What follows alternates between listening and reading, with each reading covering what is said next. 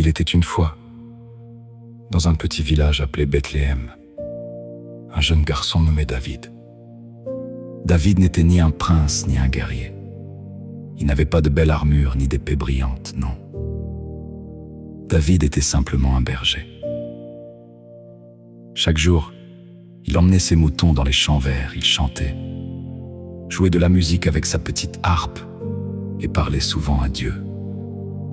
Même s'il était seul dans les collines, David n'avait jamais peur. Parce qu'il savait que Dieu était toujours avec lui. À cette époque, le peuple d'Israël avait un roi appelé Saül. Au début, le roi Saül était bon. Mais avec le temps, il a commencé à ne plus écouter Dieu. Alors Dieu parle à un homme sage et courageux, le prophète Samuel. Samuel, je veux que tu choisisses un nouveau roi. Un roi qui m'aime vraiment. Un jour, Samuel arriva dans la maison d'un homme nommé Isaïe. Isaïe avait plusieurs fils. Ils étaient grands, forts et très impressionnants. Samuel regarda le premier fils et pensa: voilà sûrement le futur roi. Mais Dieu lui murmura doucement: non, je ne regarde pas comme les hommes, je regarde le cœur. Un par un, tous les fils passèrent. Mais Dieu dit toujours non. Samuel était surpris. N'as-tu pas un autre fils? Demanda-t-il. Isaïe répondit: Oh, il reste le plus jeune, mais il garde les moutons. On alla chercher David. Il arriva un peu poussiéreux avec ses vêtements simples de berger. Rien d'impressionnant, du moins en apparence. Mais quand Samuel le vit, Dieu parla immédiatement. C'est lui? Samuel sourit, prit une petite corne remplie d'huile et la versa sur la tête de David. Ce jour-là, David fut choisi pour devenir roi. Pas parce qu'il était fort, Pas parce qu'il était grand. mais parce que son cœur aimait Dieu. Quelque temps plus tard, le roi Saül se sentit très triste et agité. Ses serviteurs dirent: il nous faut quelqu'un qui joue de la musique pour calmer le roi. Et devine quoi? On parla de David. David fut invité au palais. Avec sa harpe, il jouait de douces mélodies. Et chaque fois qu'il jouait, le roi se calmait. Le petit berger était maintenant dans le palais du roi. Un jour, une grande guerre éclata. Le peuple d'Israël devait affronter leurs ennemis, les Philistins. Les deux armées se tenaient face à face, chacune sur une colline, mais personne n'osait avancer. Chaque matin, un homme énorme sortait du camp des Philistins. Il s'appelait Goliath. Il était si grand que tout le monde semblait petit à côté de lui. Sa voix grondait comme le tonnerre. « Choisissez un homme pour me combattre! S'il gagne, nous serons vos serviteurs, mais si je gagne, vous serez nos esclaves. » Les soldats d'Israël tremblaient de peur, même le roi Saül n'osait rien dire. Pendant ce temps, David était toujours berger. Un jour, son père Isaïe lui dit: « Prends ces pains et va voir tes frères sur le champ de bataille. » David obéit et partit, mais en arrivant, il entendit la voix du géant. David regarda autour de lui. Tous les soldats avaient peur, personne ne bougeait. Alors David demanda: « Qui est cet homme pour défier le peuple de Dieu? » Les autres furent surpris. Comment un simple jeune garçon pouvait-il parler ainsi? On amena David devant le roi Saül. David dit avec courage: « Je vais combattre ce géant. » Saül répondit: « Tu es trop jeune, et lui est un guerrier depuis toujours. » Mais David expliqua: « Quand je gardais mes moutons, j'ai combattu des lions et des ours, et Dieu m'a toujours protégé. Il me protégera encore aujourd'hui. » Saül donna son armure à David, mais David essaya, et ne pouvait même pas marcher. Alors il dit: « Non, je ne peux pas combattre avec ça. » Il enleva l'armure. David alla près d'un ruisseau. Il choisit 5 pierres lisses et les mit dans sa sacoche. Puis, avec sa fronde en main, il s'avança vers le géant.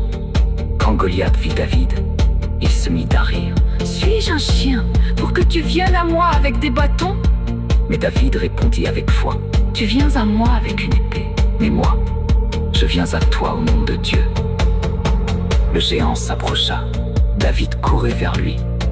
Il prit prit une pierre, la mit dans sa fronde et la lança de toutes ses forces. La pierre frappa le géant en plein front et boum! Le géant tomba à terre, tout le monde resta silencieux. Puis soudain, les soldats d'Israël crièrent de joie.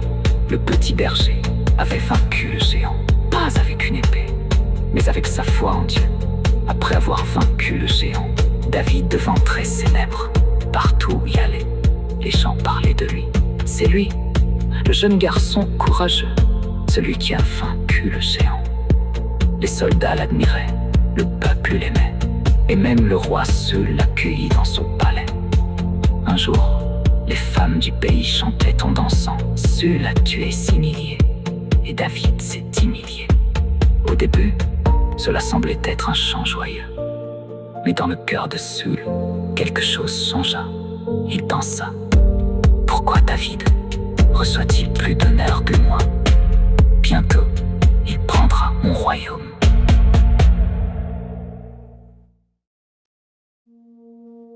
Bientôt il prendra mon royaume. Et à partir de ce jour, Saül devint jaloux. Un soir, David jouait de la harpe pour calmer le roi, comme il le faisait souvent. Mais cette fois, Saül était rempli de colère. Soudain, il prit une lance et la lança vers David. Mais David se déplaça rapidement et la lance manqua sa cible. David comprit alors une chose très triste. Le roi voulait le tuer. David dut fuir. Lui qui vivait dans le palais se retrouva à courir dans le désert, à se cacher dans des grottes, loin de tout. Il était devenu un fugitif, mais il n'était pas seul. Petit à petit, des hommes vinrent le rejoindre. Ils étaient pauvres, rejetés ou en difficulté. David devint leur chef et prit soin d'eux. Dans le palais, quelqu'un aimait profondément David. C'était Jonathan, le fils du roi. Jonathan savait que son père était injuste, mais il resta fidèle à son ami.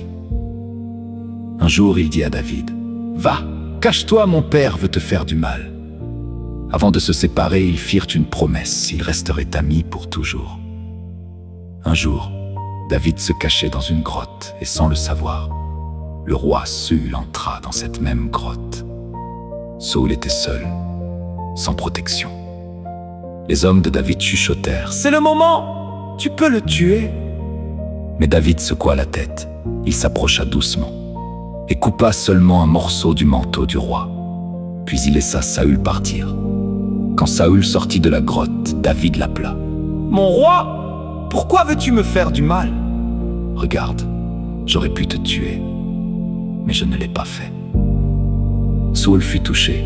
Il comprit que David avait un bon cœur. Il dit: « Tu es meilleur que moi. » Le temps passa. David continua de vivre loin du palais. Il se cachait, priait et attendait. Il savait que Dieu avait un plan pour lui, mais il ne savait pas quand cela arriverait. Un jour, une terrible guerre éclata encore entre Israël et les Philistins. Le roi Saül partit au combat avec ses fils, dont Jonathan. Mais cette bataille fut différente. Elle fut très difficile et très triste. Un messager arriva en courant vers David. Il était fatigué, couvert de poussière, et il annonça: « Le roi Saül est mort, et Jonathan aussi. » David resta silencieux, ses yeux se remplirent de larmes. Même si Saül avait voulu lui faire du mal, David ne se réjouit pas. Au contraire, il pleura. Et pour Jonathan, son ami fidèle, son cœur fut brisé. David écrivit même un chant pour honorer Saül et Jonathan. Cela montrait une chose importante. Après cela, David pria Dieu: « Que dois-je faire maintenant ?» Et Dieu lui répondit: « Va dans la ville d'Hébron. » David obéit. Et là-bas, les hommes de Juda vinrent vers lui. Ils posèrent leurs mains sur lui et l'honnirent roi. Mais attention, David n'était pas encore roi de tout Israël. Une partie du pays suivait encore un autre chef. Alors David dut attendre encore et rester patient. Après plusieurs années, le peuple entier reconnut enfin David comme roi. Tous les anciens d'Israël vinrent vers lui et dirent: « Tu es notre roi !» Et cette fois, David devint roi de tout Israël. David choisit une ville spéciale pour son royaume, Jérusalem. Il en fit la capitale. C'était une ville forte, belle et pleine de promesses. David voulait que Dieu soit au centre de tout. Alors il fit venir l'arche de Dieu à Jérusalem. Et quand elle arriva, David dansa de joie. oui, le roi dansait devant Dieu avec tout son cœur. David était maintenant roi. Il vivait dans un beau palais et son royaume était en paix. Tout allait bien. Mais un jour, quelque chose de triste arriva. Un soir, David se promenait sur le toit de son palais. De là, il vit une femme très belle. Elle s'appelait Bathsheba, au lieu de détourner le regard. David continua de la regarder, et peu à peu, il prit une mauvaise décision. David fit venir Bathsheba au palais, mais il y avait un problème.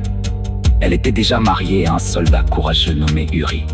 David savait que c'était mal, mais il continua quand même. Quand David comprit que ce qu'il avait fait allait être découvert, il eut peur. Et au lieu d'avouer, il essaya de cacher son erreur. Il envoya Uri à la guerre, dans un endroit très dangereux.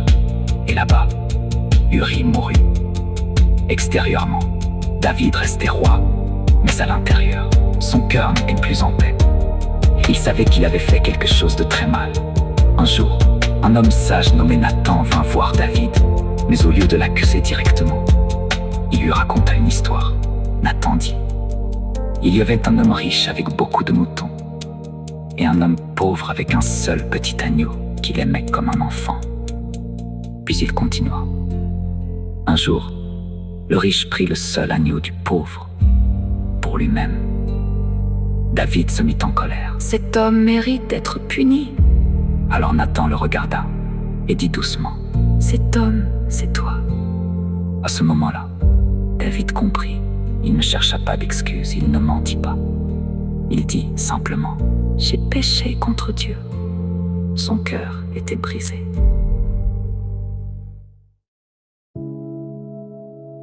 Son cœur était brisé. Nathan répondit: Dieu t'a pardonné. Oui, même après une si grande erreur.